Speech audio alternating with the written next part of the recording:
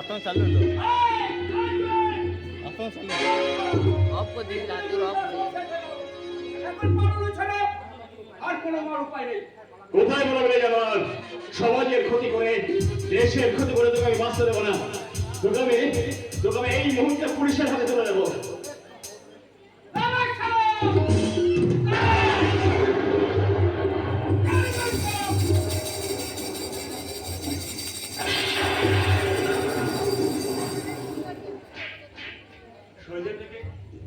শয়তানটাকে আমি ধরে রাখতে পারলাম না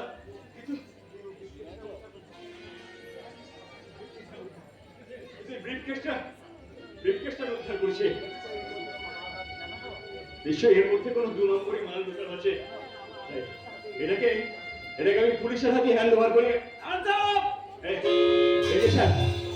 আপনি এসে গেছেন আপনারা যে সমাজ বিরোধী পিছু ধাওয়া করেছিলেন তাকে আমি আটকেছিলাম কিন্তু ধরে রাখতে পারিনি কিন্তু এই ব্রিফকেসটা আমি কিন্তু উদ্ধার করেছি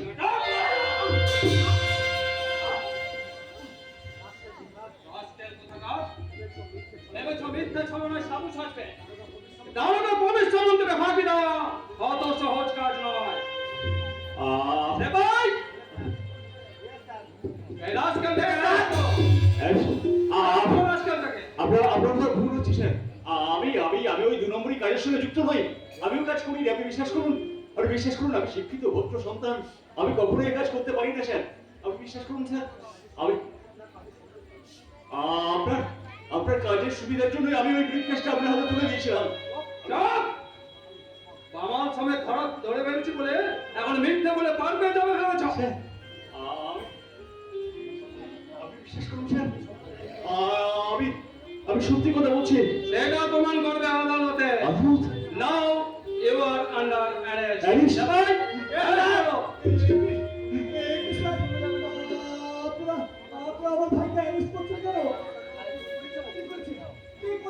সোনার বিস্কুট বাজার করতে গিয়ে হাতে নাতে ধরা পড়েছে আপনার ভুল হচ্ছে আমার ভাই এমন কাজ করতে পারে না আমার ভাই এমন করে না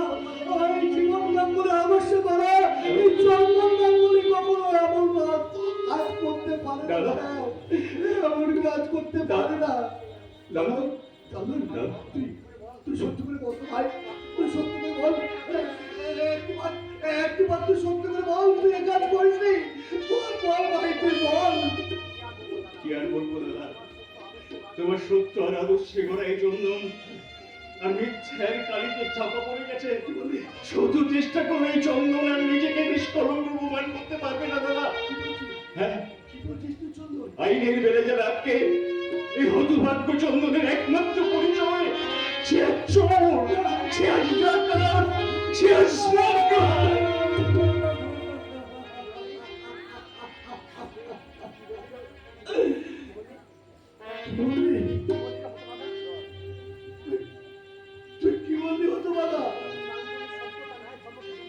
জীবন গাঙ্গুলির ন্যায় ধর্ম আদর্শকে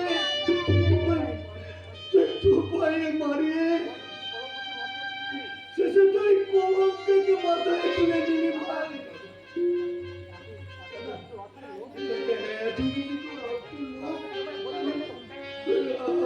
আমাকে বলিস কি কেন ভাই আমাকে বলিস কি কেন আমি আমার চোদ্দা সর্বস্ব বিক্রি করেও তোর ভক্তের পিপাসা আমি মিটাইতাম বলো তো বাবা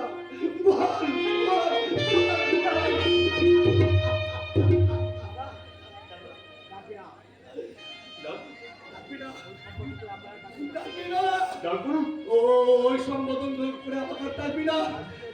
আমি আজ থেকে জানবো আমার দাদা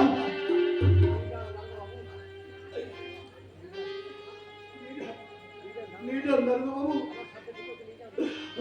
আমার সামনে থেকে আপনি ওকে নিয়ে যান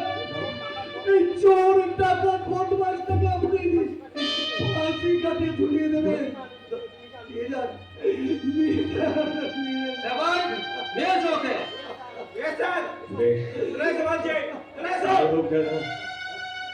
আলো জগৎ থেকে তোমার চন্দন এই অন্ধকারের রাজত্বে হারিয়ে যেতে চললো এই যাওয়ার বেলায় দূর থেকে আমি তোমাকে প্রণাম জানাচ্ছি আর তোমাকে অনুরোধ করছি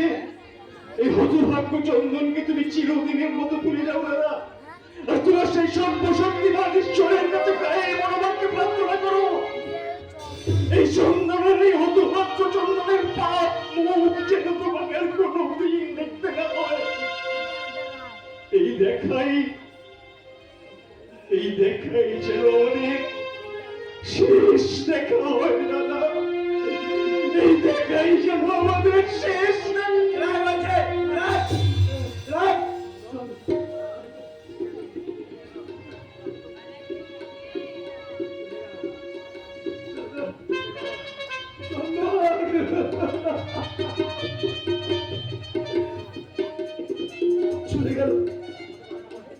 চলে গেল